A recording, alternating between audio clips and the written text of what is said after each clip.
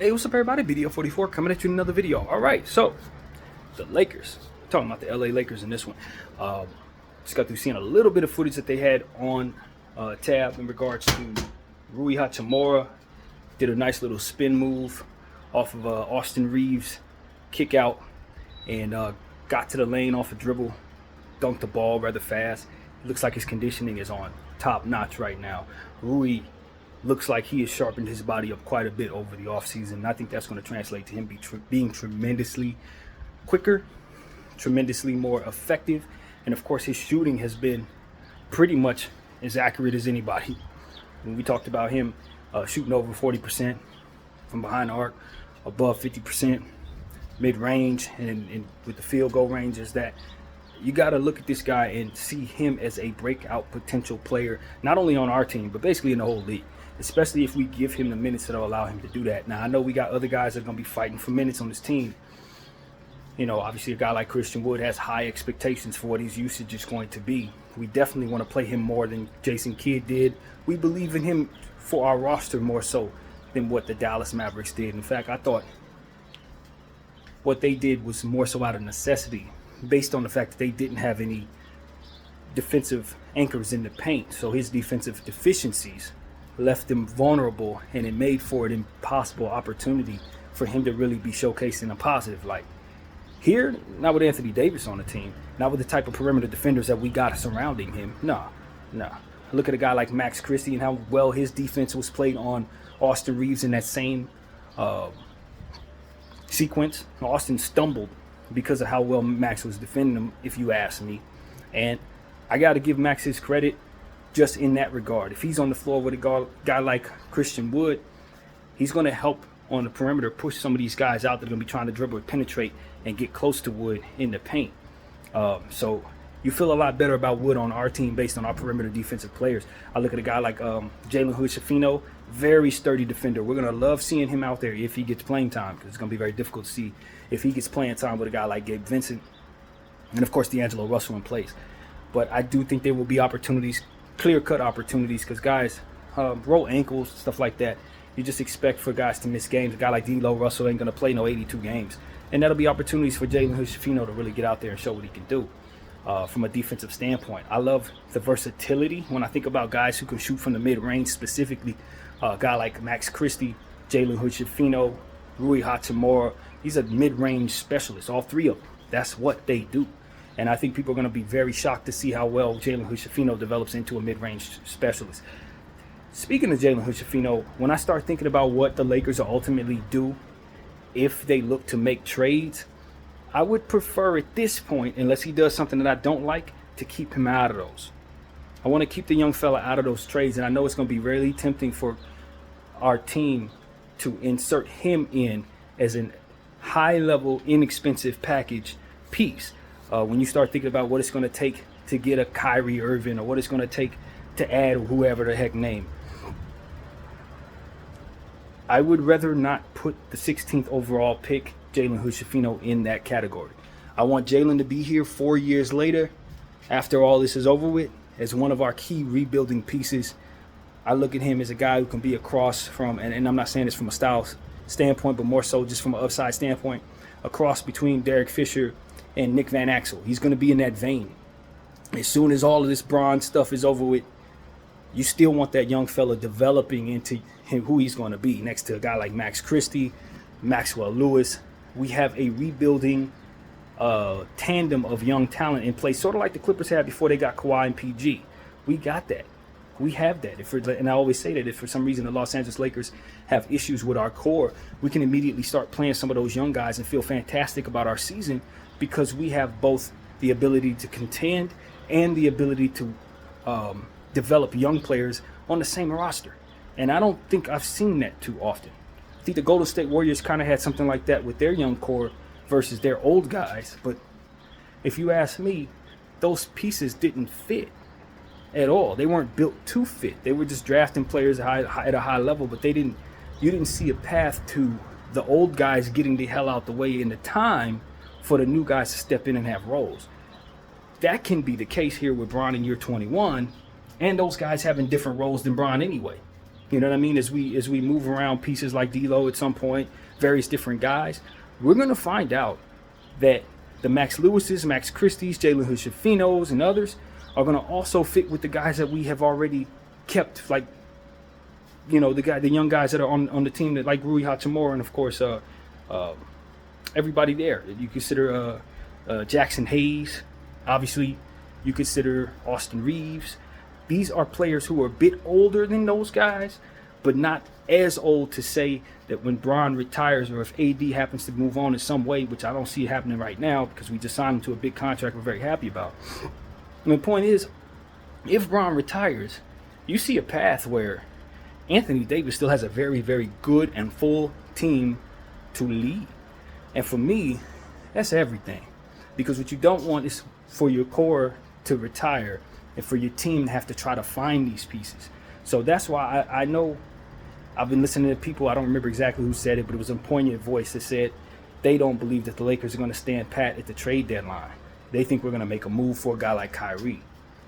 If it costs us most of these pieces, I'm hesitant.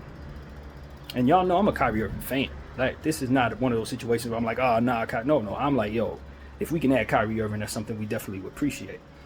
But I look at his age, and I say, he's going to likely move on when Bron moves on, when AD moves on. And if you've traded some of those key pieces to get him, that process is going to be, you're going to have less talent on the team when that process occurs. And I think that's kind of what we've given ourselves as a fail-safe for if anything goes wrong with our core, or if LeBron decides he wants to retire at the end of whatever season soon, we have that in place. And so I think that that's a cheat code in a way for a lot of teams who are going to look to rebuild and don't have anything upon their rebuilding. Or if, knock on wood, something goes wrong with some of their core players, they don't have that, and they're going to have to try to find that. And the process of trying to find that is going to be much more difficult for them than it is for us. Not only that, but then you look at that same thought and realize that if for some reason, upon rebuilding, or if for some reason you do want to move those guys, they make up a fantastic package that can be competitive to get you whatever superstar that may pop up. Maybe something crazy happens and Wembanyama wants the hell out of San Antonio, which is not something I've heard anything about in any way. Not real. But if for some reason something crazy like that happens, we can actually be competitive in getting a package. If Giannis decides, Dame Lillard Dame is falling off a cliff at his age, he's old now, he's a role player, and Giannis feels like he's by himself, and Bron decides to retire that same year, we now have the package to go get a Giannis who would be on contract for $1 trillion. Like, these are the type of things that having these type of pieces keep you in position to have. So for me, I'm not so quick to get my third guy with that package, because I think if we let those guys mature, they can be so valuable potentially that you can get your number 2 guy with that package later on down the road. Not to say that I want to trade them at all if it comes to that, but we have so many versatile, ascending in value assets, because everybody's young, everybody's good, deepest team in the league, that we're in position with our Laker location to bring anybody we want to us, so long as we continue to give those guys the opportunities to ascend in value by getting them their minutes. So I hear the Los Angeles Lakers are interested in also, let me rephrase that. I hear Christian Wood is interested in having a long-term deal with the LA Lakers. Of course, it's a tryout year for him, you know what I mean? I don't have in my mind his contract, but I think it's a 1-year deal. I don't know. But the point is, he's going to give us an opportunity to see what he can do. Here's the thing for Christian Wood that I don't want to see happen. I don't want him to lose confidence in himself as he's mentioned, vocal leader, or as somebody who has confidence that he could turn into a star because of all the chatter that's been said about him. It's been a lot of talk about Christian Wood and how he has an ego issue. It's been said if LeBron James can get him to fall in line, it would be the biggest thing that LeBron has done yet. But that's a confidence destroyer. When you consider him hearing that and then saying, well, I am a confident guy, but damn, I am coming in with AD and Bron. How do I exert myself naturally? And for me, it's like, nah, brother, I want you to be exactly who you are, man. You are a vocal leader. You are somebody who can go for 30 and 15. You should not look at yourself as somebody who needs to fall back. You know what I mean? Not at all. You have to prove that in the purple and gold, but a lot of us has already seen that. And we also know you're still a fairly young guy. You know, somebody who's been a journeyman early in his career, found himself in Detroit, got a real opportunity with the Rockets, excelled in that situation, and then ultimately the Rockets moved on from him for whatever reason, and he found himself in a bad situation where they lost confidence in him, where he had to take many steps back. And that can be I don't want to use the word traumatic, but somewhere in that ballpark type of thing. It really can. I mean, like, I've been paying my dues, hopping all over these damn teams. It's almost like the path. I look at a guy like Hassan Whiteside and the path he took. He was hopping all over teams all over the place early in his career. Then got an opportunity with the Heat and showed that he could do phenomenal things. And then within that circumstance, it didn't pan out. They overpaid him. The team wasn't as talented. And then he had to try to find a way to fall back into the same roles where he was jumping all over the league. That's not the path I want to see for Christian Wood. Christian Wood is somebody who is gifted. He's an extremely efficient mid-range shooter, once again, three-point shooter, and in the inside, we've been talking about it for years, he has a two-hand dunk that he can basically score on anybody at any time. He's going to give us a lot of that in the dunker spot. So it's like, yeah, is his defense a strong deficiency? Yes. And so have the offensive players in this league have strong deficiencies defensively. Dame Lillard got strong deficiencies defensively. Dirk Nowitzki had strong defensive deficiencies. We're not going to allow that to put us in a position to look at him like he needs to fall back in his natural confidence at all, because we don't do that to some of the other players in this league who are superstar level talents, who could score 40 and 50 points for any reason. So for me, it's like, I hope that he is able to find his confidence. I hope that he does feel like he can be a vocal leader amongst younger guys. I hope he does get the minutes that help him reestablish himself as a star here. He's home. He should be happy to be here. And I don't like the narrative around him no more than he does. You know what I mean? I bought into it. You know what I'm saying? During this off season, I bought into that. If you look at some of my old videos, you'd be like, you a hypocrite, B. But once you get to the purple and gold, you're a part of the team now. You're part of the family now. And we want to see you succeed. We don't want to see you fail, and we certainly don't want to point out all your weaknesses and then take into effect that this dude can be one of the most efficient scorers on this team. Him and Rui Hachimura, Austin Reeves, efficiency. I expect for them to hit a lot of shots upon a lot of attempts. And guys like Anthony Davis may not want to attempt more than 7 shots. Circumstances for what we've seen, guy like Christian Wood, your job is to make up for that. And that should be something you should relish in, because that's what you're good at. So I want to see them on the floor together. All three of them. You know what I mean? Rui Hachimura is a fantastic defensive player. We found he could play some 3. You know, Christian Wood can play the 5 very comfortably. Anthony Davis can move to the 4. We like Anthony Davis at the 5, and it's not the same dynamic when you have a guy as long and as tall as Christian Wood on the floor next to him. So that dynamic shouldn't be the same when you talk about playing the 5. It ain't the same 5 for Anthony Davis when you got big players on the floor next to him, coupled with big guards like D'Angelo Russell and Jalen Hood-Schifino. These guys are tall, so they can help on the boards. They can help pushing people around. They can keep some of these smaller guards out of the paint so that we're not exposing these deficiencies that may be present.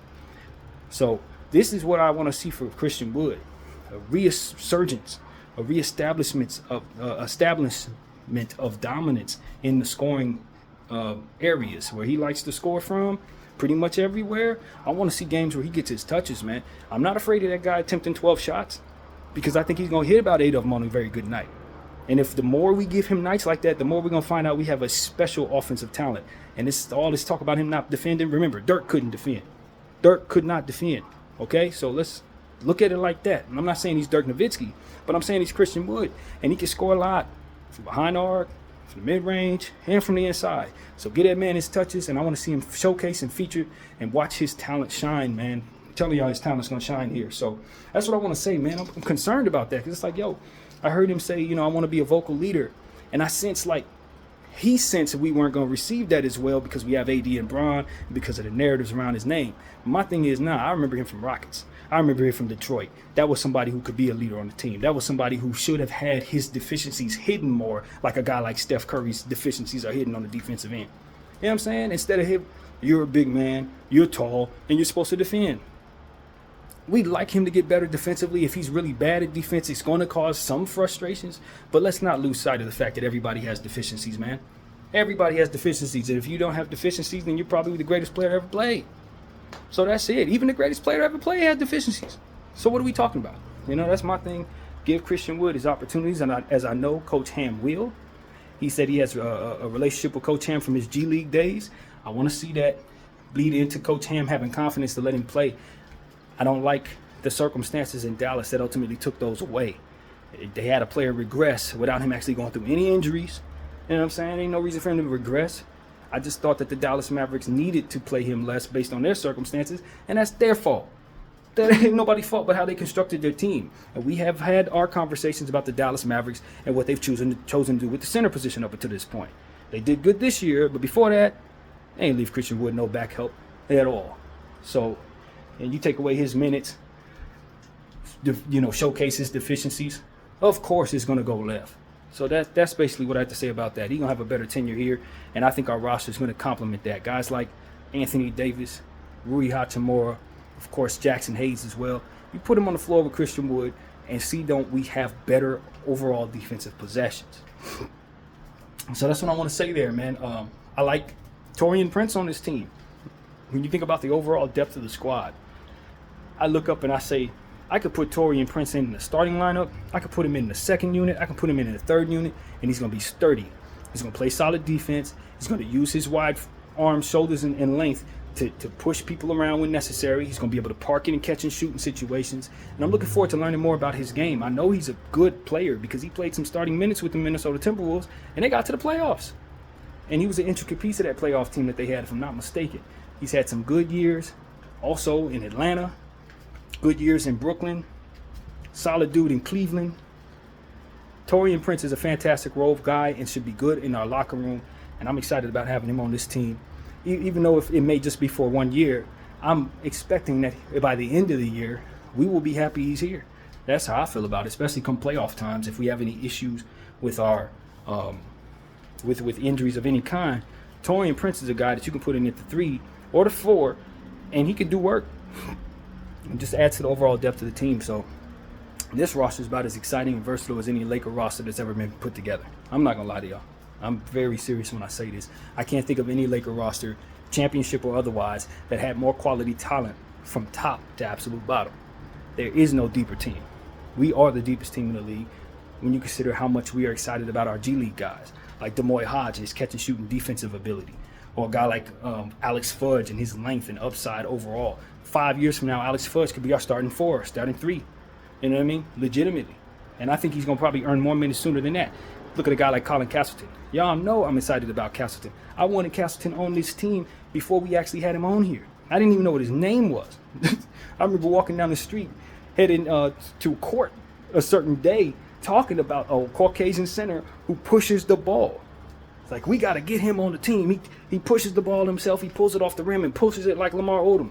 We need to get this guy on the team. And sure enough, the Lakers had him on the radar. From what I understand, he tried to position himself to be a Laker just like Austin Reeves. And he's going to be in our development system helping us as a center on this team for years to come with his unique ability to push the ball and push the floor. I want to see him learn the three-point shot, take a 3 or 2 just so you can have more time on the floor, because that's really what it's about in the NBA. If you can't hit the 3, it's going to cap off how many opportunities you get. He doesn't have to turn into Dirk. He just needs to be able to stretch the floor to some degree, and I trust that he's going to put in the work. So I'm excited about Colin Castleton to no end. I think he can be just like Caruso, just like Austin, just like Max, guys who are developing in our system, undrafted, although Max was drafted. But nevertheless, put in the work with our G League squad, put in the work with our big squad as a two-way guy. And I think he's going to be a fantastic center for us, man. And we're not going to be relying upon him to do too much too soon because we have the depth at the position that we can rely upon. And so that's also something I'm excited about. You know, Anthony Davis wants to play every game this season. I don't believe that that's possible. I'm just going to be honest. I don't think his body's built for that. But if he has any shot at that, it's going to be because we have so many other players that can give him longer spells during games. That's what it's about. He don't have to play 40 minutes. He don't even have to play 38 minutes. He can play 32 to 35 minutes. And if we keep his minutes in a space that keeps him healthy and use enough Christian Wood offensively so that we don't have to rely upon him to shoot and attempt more than 7 or 8 shots on certain nights, still get our 115, 120 points out of our scoring.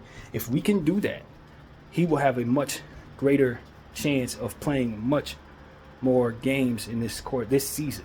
And I'm looking at LeBron James and I say, to me, it looks like LeBron James has changed his diet. Call me crazy, but I think LeBron James cut back on some things that maybe he was eating last year and the year before. It's putting pressure on his legs, pressure on those feet. I think LeBron James lost weight, and I think he lost healthy weight. He looks like a guy who switched up some things in his diet. He looks like a guy who's coming in leaner and more healthier than he did last year. If I were LeBron, I would have a goal of wanting to play more games for the Lakers. I looked at his tenure with us, and he averages like maybe 56 games a season.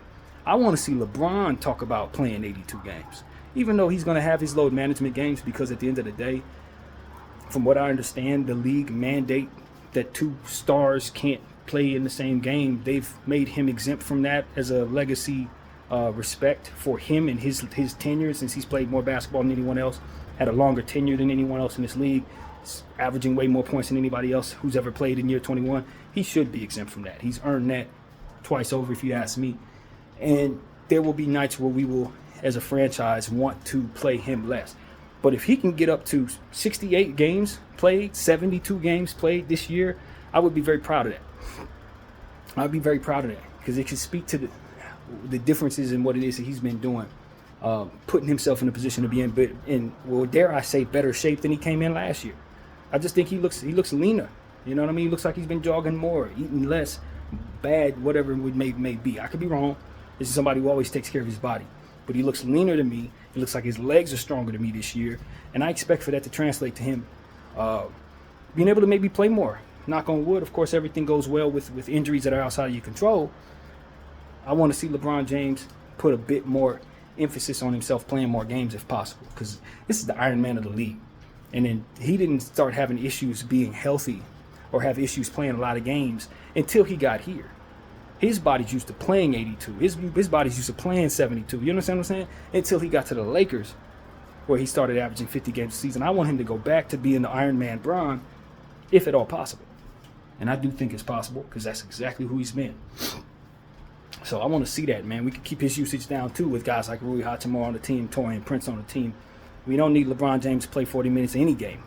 No, not necessary at all. We got plenty of players who can do the things that we need done to give us the 115, 120 points that we need.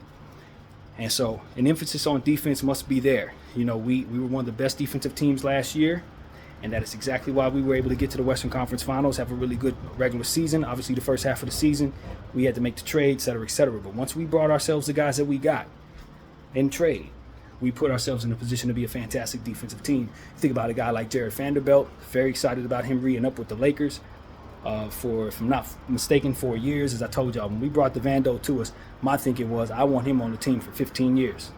Just pencil him into whatever we're doing. And as his shot continues to come around, you best believe he's your best defender. Outside of Anthony Davis, of course. But as far as perimeter and things of that nature, he's him. He is definitely the guy that we can put on the smaller guy who's going to be running around all over the place. And hopefully as he gets stronger, from what I understand, he's gotten taller in the offseason, which is kind of crazy. But if that's the case, maybe we can put him on taller players, and he could put on a little more weight at some point throughout the muscle weight that will allow us to put him on 5s and 4s, because that really wasn't his overall strength for us. It was more so perimeter defense is where he shined, not necessarily interior defense. I want to see him get better in interior defense, because if we could put him on 4s and 5s, it's good night for everybody. And we can also put him, of course, next to Christian Wood to kind of help with the defensive process. And I want to see, as we get back to Christian Wood, I don't want him to accept that he's just going to be a bad defender. You got Anthony Davis and Vando on your team, bro. There is no reason to accept that you can't get better within your parameters. I'm not saying you need to turn into Drew Holiday. I'm not saying you need to turn into Dikembe Mutombo. But to get better should be a goal. To get better defensively, to learn whatever concepts needed, to not accept that I'm just a crappy defender and that's it. Because that's basically accepting that I'm worth less than what it is that I want to make. Let's look at it like that. Let's just rip the Band-Aid off. Christian Wood's trying to get multiple years at a nice high level in this league, whether it be with the Lakers or somebody else. The way that he's going to do that is by attacking his weaknesses, not his strengths. The way any player is going to do that is by attacking their weaknesses, not their strengths. One of the reasons why I'm excited about a young player in Utah by the name of Keontae George is because that is exactly what he told the media he was trying to do after going crazy in the summer league. He said, I'm attacking all of my weaknesses. All the things that you said I'm no good at, those are the things I've been focusing on, and those are the things I'm trying to prove I can improve on. That's what I want to see from our players. If you're no good at defense, then I want to see you get marginally better at what it is that you know good at. And if you do that, you're going to earn us. You're going to earn us over. You're going to have the Lakers' intent on keeping you around. That's what it's about. But if he continues to be comfortable with his weaknesses, we're already looking for those. You see what I'm saying? We're looking for you to be horrible defensively. If you can get marginally better defensively, you will surprise some people and you will earn our respect in a higher level. So that's what I want to see from Christian Wood and anybody else on this team for any weakness. And look, LeBron James, I saw a IG post where he shot a three-pointer from the corner from behind, out of bounds. And I put something on there on IG, and I said, if the three falls, the East falls, because we already got the West. Give us the chip. I'm not sure I actually believe we already got the West. I have more respect for the rest than that. But my thing was to rhyme, first of all, and also to help people understand my point of view. What capped us off a lot of times last year was the three-point possessions that were missed by LeBron James. We were just throwing possessions away, man. He would come down, jack up a three, and it would drive me crazy. Now, I know he had good specific reasons for why he sees that as a very good thing. A million of them, including keeping himself as a threat from behind the arc. But if it's never going to fall, then you're not a threat. That's what the key is to it. For whatever it is that he's trying to accomplish, you can attack from certain angles to make the floor spread. But if people know you're not going to attack from that angle, they're going to play off you just like anybody else can hit the three.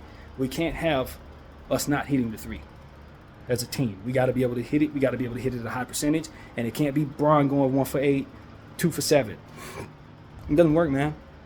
We need to take those same possessions and get them to our scorers. Once again, this is opportunity for Christian Wood. Period. That's the way I look at it. Opportunity for Rui Hachimura. Those are scorers who are going to need their touches, who likely won't get those touches unless we give up some of those possessions to them. So let's pass that rock around. Pass that rock around. But if it does fall, and of course, take as many as you want. If he's having a hot night, I ain't saying stop taking them. But if we start off 0 for 4, I don't need to see that fifth one. Let's make sure we work that around and get those other guys opportunities. Those same shots can be taken for higher percentage shooters, and they will make for better possessions, I believe. There's a lot of intricate stuff about this game I don't know, including everything. Barely, I'm not a basketball mind, but what I do understand is there are a lot of guys on this team that need to eat more than last year, and we have more offensive talent on this team. Just by Christian Wood alone, we got something that we didn't have last year. I really want those possessions to go to our scorers.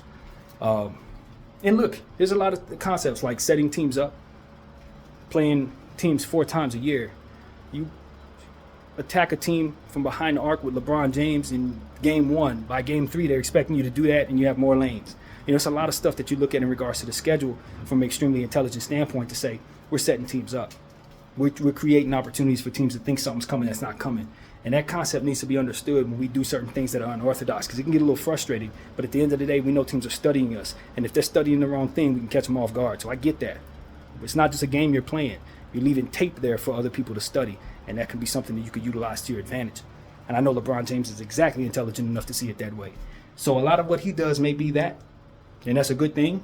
But we still need to win those games. We still need to put ourselves in a position to have high morale amongst our offense. So that guys can feel like they're a part of it. And in that same game 3 that you're trying to play in, they're playing even better because you trusted them in game 1 against the Hornets or whoever the hell it is. You know what I'm saying? So I try to fathom as much as I can to help give myself a broader scope than I had last year, because a lot of times I would get so caught up in the game that we're playing that I would forget these type of concepts. Like, yo, we're leaving stuff here for people to study. It's not just us playing these games. We want people to think we're going to do something we're not going to do, etc. So as I understand it, we're championship contenders. We got to be patient with our team. We got to be patient with our coaching staff, which is hard, especially when they run lineups that we don't believe in, which happens. And that's going to be the discipline for myself on this channel personally, because I'm a guy who wants to win the game I'm in, the quarter I'm watching. Like, that is the quarter I want to win.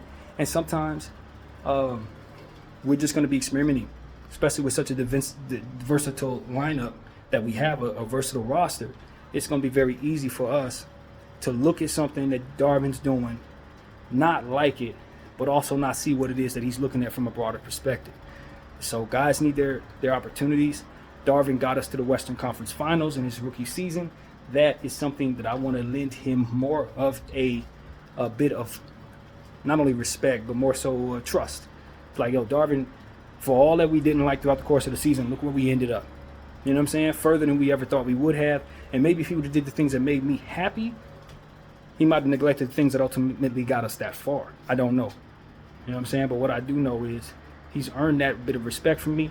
So I look to try to extend him that respect from game to game to game that maybe I didn't have last year. We'll see if it works out because my temperament is not that great. But the overall understanding is I want to be a much better fan as it pertains to speaking on Darvin and how he does things because he got us that far. And so that's something that I just want to do personally. And, you know, root for the team, man. We're always looking to be successful. At the end of the day, we got 17 NBA championships. We understand that the Boston Celtics may be the leading favorite to win the championship, even though they're going to be relying upon some players that I don't know if they want to rely upon. They don't really have the depth like that.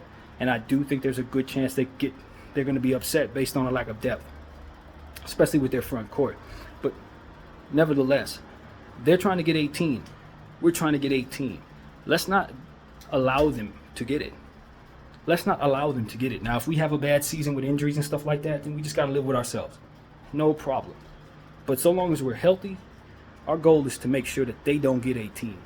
Not just that we do, that they don't. And the only way we're going to do that is by capturing it. If for some reason they get there, we got to beat them. And that's what it really comes down to. And I want us to really consider that. For all the different things that go on with Laker Nation, obviously we haven't seen the Celtics in a consistent way. They're in the Eastern Conference. We ain't seen them in the finals since back in the day. You know what I'm saying? I get it. But there's a bigger competition at play here in this league. And it's the Lakers versus the Celtics for the most championships ever. And that is not something that ends when you capture 18. Don't get it twisted. But if we can get 18, it would mark the first time we were ahead of them in probably over 50 years. That is really important to me, man. Especially since they're bringing Lakers to them. Svi Mikhailu's over there. Wenyen Gabriel's over there.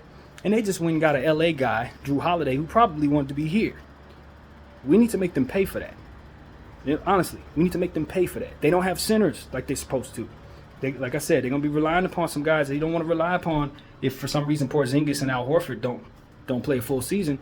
They're going to be relying upon some guys, man. Neemias Queta is the next center up, if you ask me.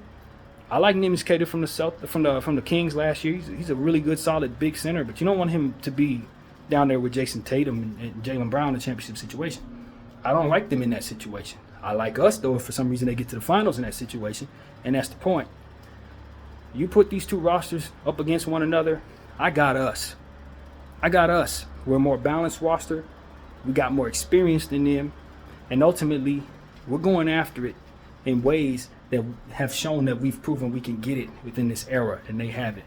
Yeah, they get to the Eastern Conference Finals, but just like the Heat, they ain't won nothing. Yeah, they get to the finals, but just like the Phoenix Suns, they ain't win nothing. We need to make sure that it stays that way. Because the last time we got to the finals in the bubble, we got that.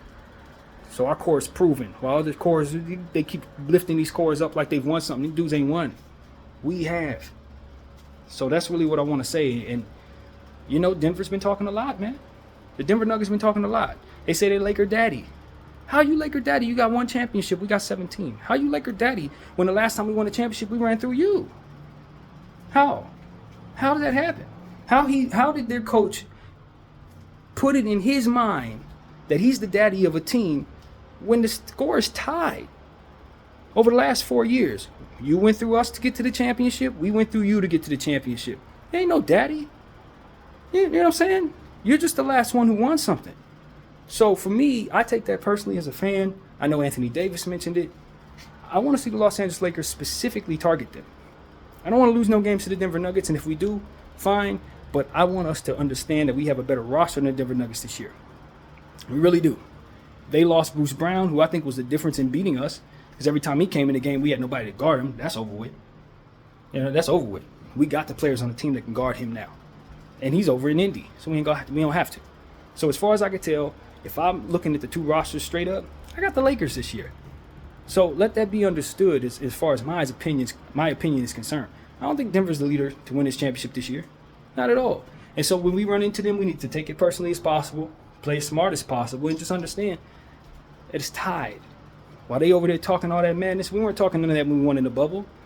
We took it in stride because we know we're entitled to win the championships because we're the LA Lakers. And that was just number 17. We're going after 18 now. And as far as I can tell, they're in the way. So then you got to push them out the way. So that's pretty much what I got to say, man. You know, I appreciate everybody for rocking with me. Obviously, the Los Angeles Lakers start their preseason on Saturday, which is only a good 3 days from now. Training camp is going on as we speak. Our guys are running around right now. Stay healthy, and you know, let's go after it, man. We have a team that should legitimately be in a contention to win a championship, and a lot of the teams that they think are better than us don't have the pieces that we have. We can just withstand injury as to where they cannot. So we'll still be leveling up to the top, even if they happen to fall off, so long as we do what we're supposed to do and use everybody. So that's what I got to say, man. BDF 44. I thank you all for watching. I'm out.